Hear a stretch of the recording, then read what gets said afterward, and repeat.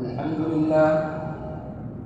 لله رب العالمين، والصلاة والسلام على سيد الأنبياء والمرسلين وعلى آله وأصحابه أجمعين. أما بعد، فأعوذ بالله من الشيطان الرجيم. بسم الله الرحمن الرحيم.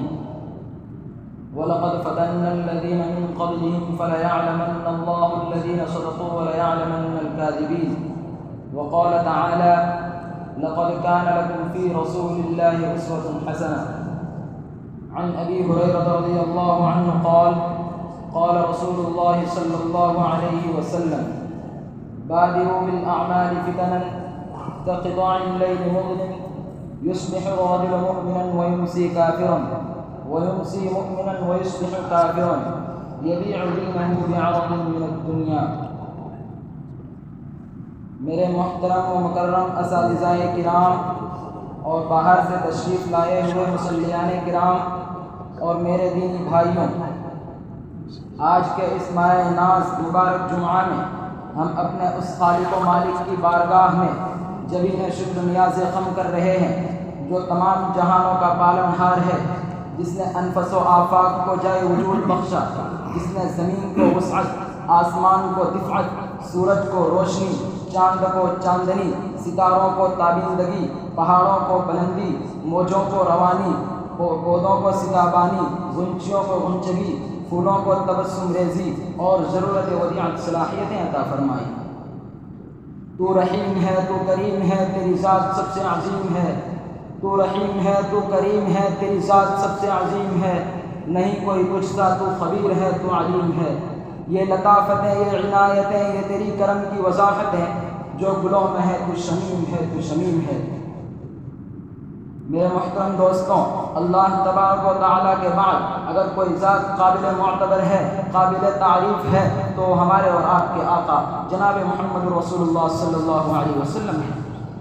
تو آئیے اللہ کے دلارے، خدا کے پیارے، عبداللہ کے جگر کے پارے، اماں آمنہ کے لخت جگر، بی بی عائشہ کے آنکھوں کے تارے، سیدہ فاطمہ کے ابا جان، ابراہیم و قاسم کے ابا جان، حسن و حسین کے نانا جان، وجہ تخلیق کونوں مکان، یتیموں کے والی، غریبوں کے حامی، بے کسوں کا سہارا، تشنِ شفاعت، فخر موجودات، مطلوب کبریا، محبوب کبریا، سید الابرار جناب محمد رسول اللہ صلی اللہ علیہ وسلم پر درود عقیدت کا نذرانہ پیش کریں.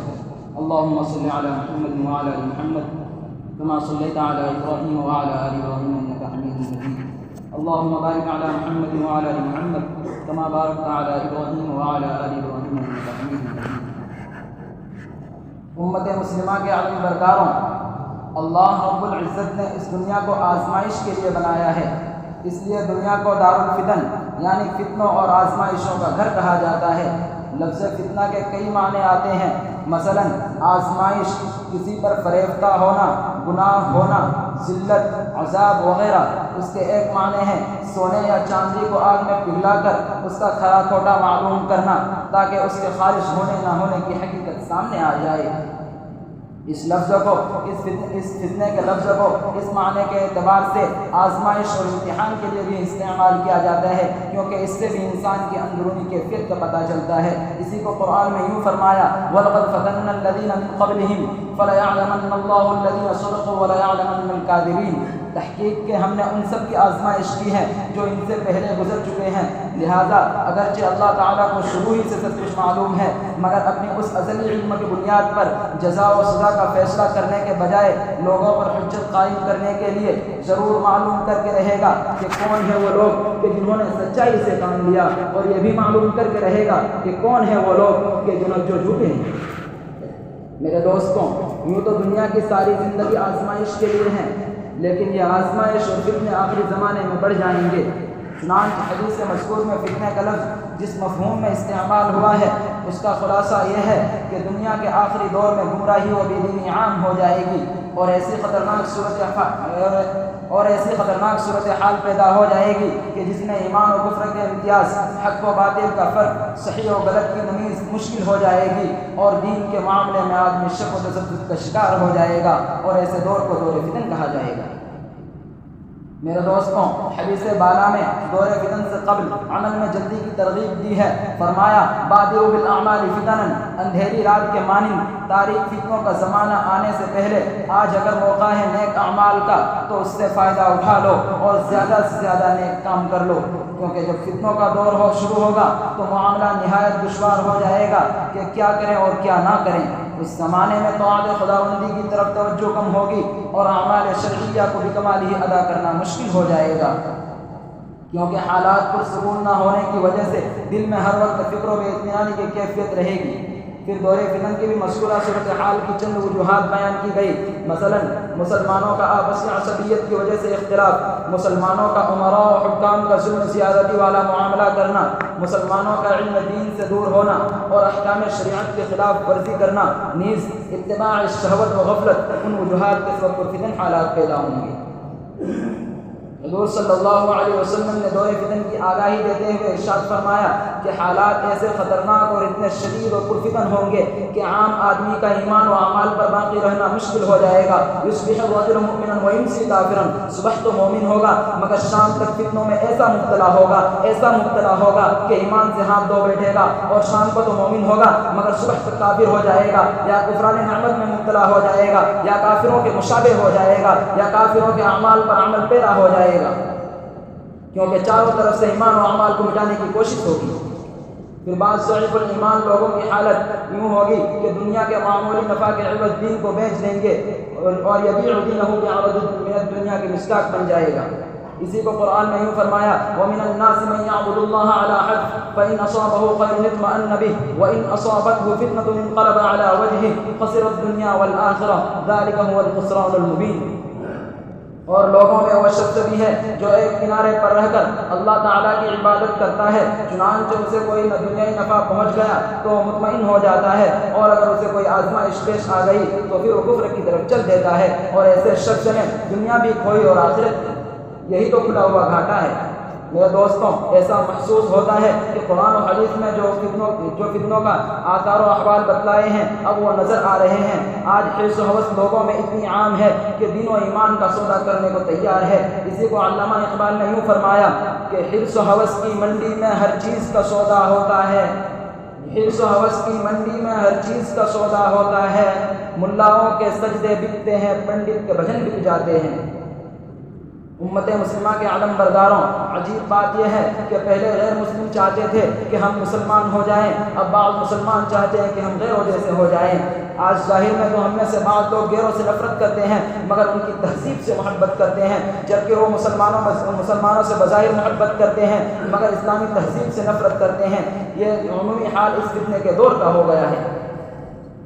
میرے دوستوں، فقیہ العصر علامہ خالد سیف اللہ رحمانی مجلہ فرماتے ہیں کہ یہ حقیقت ہے کہ کچھ مدت تک یہ بات ناقابل قیاس سمجھی جاتی تھی کہ مسلمان بھی دین حق سے منحرف ہو کر کوئی اور دین، کوئی اور مذہب قبول کر لیں، لیکن جہالت، پسماندگی، غربت یا غفلت و ناواقفی کی وجہ سے اب صورتحال بدل چکی ہے۔ بعض کم فہم، ناواقف اور غافل مسلمان ارتداد کے چنگل میں مبتلا نظر آنے لگے۔ اسباب جو بھی ہوں، لیکن بدقسمتی سے فتنہ ارتداد کی کالی گھٹائیں مسلمانوں کی طرف بڑھ رہی ہیں۔ ان حالات میں دینی تحریکوں، جماعتوں، تنظیموں اور اداروں کا اولین فریضہ ہے کہ وہ اس کے سد باب کے لیے باہم سر جوڑ کر بیٹھیں اور مسلمانوں میں شعور پیدا کریں۔ اس کے لیے باقاعدہ علماء کو تیار کیا جائے اور علماء کے تربیتی اجتماعات رکھے جائیں۔ میرے دوستوں، اگر ہم نے ایسے فتنوں سے آنکھیں بند کر لیں اور خدا نہ خواستہ ایک دفعہ مسلم معاشرے میں فتنہ ارتداد کو گھسنے کا موقع مل گیا تو بعد میں اس کا تدارک دشوار ہو جائے گا۔ ضرورت ہے کہ ہم خواب غفلت سے بیدار ہوں اور اللہ تعالیٰ نے ہمیں جس دین حق کا امین بنایا ہے اس کی حفاظت و اشاعت کے لیے کمر بستہ ہو جائیں،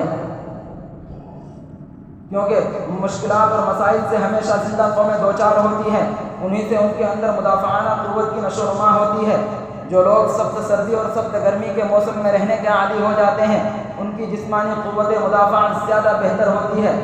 افراد کی طرح قومیں بھی مخالفت کے آندھیوں کے درمیان رہ کر خود کو زیادہ طاقتور اور ناقابل تسخیر اور حوصلوں سے معمور بنا لیتی ہے۔ ان کے لیے سخت اور جاں گزر حالات قدرت کی طرف سے انعام ہوتے ہیں۔ رسول اللہ صلی اللہ علیہ وسلم اور حضرات صحابہ نے مکی دور میں بہت سی پریشانیاں برداشت کی، مشکلات کے خاردار صحرا میں وہ ثابت قدم رہے۔ یہ ان کی ثابت قدمی تھی کہ مدینہ میں ان کی وہ طاقتور حکومت قائم ہوئی جسے کوئی زیر نہیں کر سکا۔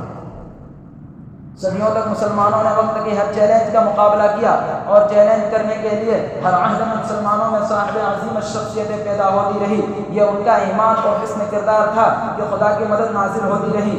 اس میں کوئی شک نہیں کہ مسائل سنگین ہیں، لیکن مسائل اور مشکلات کے اس بھور سے باہر نکلنے کا طریقہ بحیثیت مسلمان کے ہمیں کتاب اللہ اور سیرت طیبہ میں ڈھونڈنا چاہیے، کیونکہ ہم اس کے مکلف بھی ہیں اور پابند بھی ہیں۔ مشکلات سے ہراساں ہونے کی ضرورت نہیں۔ خدائی قانون یہ کہ جب رات کے زلف برہن کی سیاہی پھیل جاتی ہے تو نگار آفتاب طلوع ہوتا ہے اور دنیا روشنی سے معمور ہو جاتی ہے۔ جب درجہ حرارت ناقابل برداشت حد تک پہنچ جاتا ہے تو پانی سے بھرے ہوئے بادل آسمان پر چھانے لگتے ہیں اور بارش رحمت کا نزول ہوتا ہے۔ ہر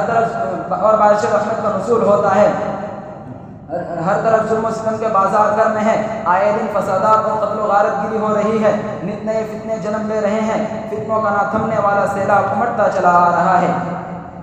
مذکورہ آیت میں مدد اور فتح کی بشارت جن لوگوں کو سنانے کا حکم دیا گیا انہیں صفت ایمان سے متصف بتایا گیا۔ بشر المؤمنین بالفاظ دیگر، اگر ایمان اور اس کے لوازم عمل ہم اپنے اندر پیدا کر لیں تو یہ ناگزیر حالات تبدیل ہو سکتے ہیں۔ حالات جب غیر معمولی ہو تو حل کے لیے بھی غیر معمولی کوشش درکار ہوتی ہے۔ نصرت الہی کی شدت کے ساتھ احتیاج ہوتی ہے۔ نصرت الہی کے لیے کتاب و سنت کی طرف رجوع کرنا ضروری ہوتا ہے اور سیرت طیبہ سے روشنی حاصل کرنا لازمی ہو جاتا ہے، کیونکہ کتاب و سنت کا بنیادی نقطہ ایمان ہے۔ ولایت، بادشاہی، علم، اشیاء کی جہانگیری، یہ سب کیا ہے؟ فقط ایک نقطہ ایمان کی تفسیریں ہیں۔ ایمان تو یہ چند حرفی لفظ ہے، لیکن جب یہ انسان کے اندر داخل ہو جاتا ہے تو ایک بھوچال بن جاتا ہے اور انسان کی پوری شخصیت کو پورے طور پر بدل کر رکھ دیتا ہے۔ پھر وہ شخصیت اپنے ماحول کو متاثر کرتی ہے، وہ ایک آگ کے علاوے کے مانند ہو جاتا ہے جس کی گرمی اور روشنی دور دور تک پہنچتی ہے۔ یہی وہ ایمان ہے کہ جس کے متصف لوگوں کی ایک جماعت تیار ہو جائے تو ان کو روئے زمین پر خلافت دی جاتی ہے، اور یہی دین اسلام کا غلبہ ہے۔ میرا محترم دوستوں، حضور اکرم صلی اللہ علیہ وسلم کی بعثت سے پہلے عرب قبائل میں بہت سے لوگ تھے جو بت پرستی سے بیزار تھے، ان کو حنفاء کہا جاتا تھا۔ وہ حضرت ابراہیم علیہ السلام کے دین حنیف پر قائم تھے۔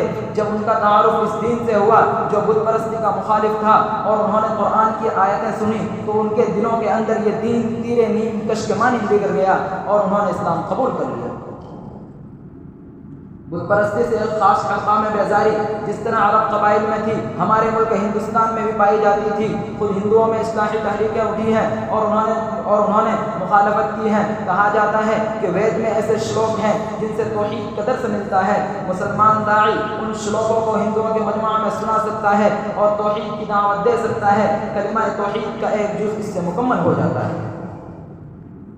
میرے دینی بھائیوں، داعی حکمت کے ساتھ سیرت طیبہ کو اور خاص طور پر اخلاقی تعلیمات کو پیش کر کے مجمع کو اسلام سے قریب کر سکتا ہے اور مناسب طریقے سے اسلام کی دعوت دے سکتا ہے، اور انہیں سمجھایا جا سکتا ہے کہ اسلام کے نظام حیات میں عقل سے پوری مطابقت پائی جاتی ہے اور ہر مسئلے کا حل ڈھونڈا جا سکتا ہے۔ آج کی دنیا کا ایک اہم مسئلہ نابرابری اور نسلی امتیاز ہے۔ اپنے ملک کے اندر تو یہ برائی صدیوں سے چلی آ رہی ہے۔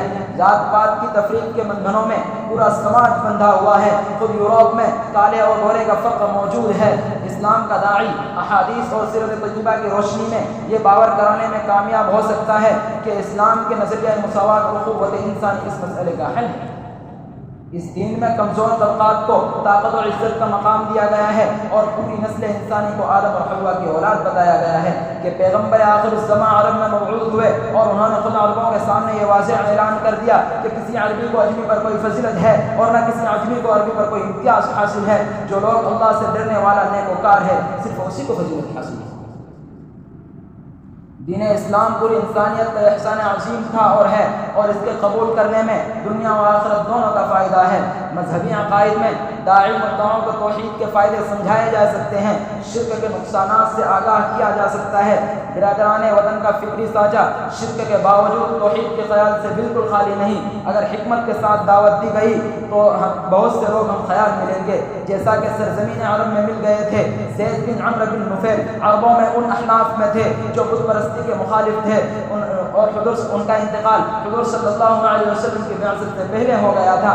حضور اکرم صلی اللہ علیہ وسلم نے ان کو امت واحدہ قرار دیا تھا۔ ان کے بیٹے سعید بن زید نے اپنے والد کی حنیفیت کے زیر اثر دعوت اسلام قبول کرنے میں ذرا بھی پس و پیش نہیں کیا۔ داعی کی اصل توجہ عقیدہ توحید پر مرکوز ہونی چاہیے، اور یہی دین اسلام کا غلبہ ہے۔ میرے دوستوں، یہ دور ترقی یافتہ ہے۔ دنیا ایک گلوبل ولیج کی شکل اختیار کر گئی ہے۔ ایک ملک سے دوسرے ملک کا رابطہ چند لمحوں میں ممکن ہو گیا ہے۔ جو سفر دنوں پر مکمل ہوتا تھا، آج گھنٹوں میں ایک ملک سے دوسرے ملک پہنچ جاتا ہے۔ روزانہ نئی نئی ایجادات کا دور ہے، ہر دن کئی ایجادات کا پتہ چلتا ہے۔ دولت کی فراوانی ہو گئی ہے، ہر شخص کی دسترس میں کوئی بھی چیز خریدنا آسان ہو گیا ہے۔ اتنے اسباب اور وسائل ہونے کے باوجود آج لوگوں میں سکون و اطمینان حاصل نہیں، ایک دائمی بے اطمینانی سی پیدا ہو گئی ہے جو سب پر مسلط ہے۔ ہر طرف ظلم و ستم کا بازار گرم ہے، آئے دن فسادات اور قتل و غارت گیری ہو رہی ہے، نت نئے فتنے جنم لے رہے ہیں۔ فتنوں کا نہ تھمنے والا سیلاب امٹتا چلا آ رہا ہے۔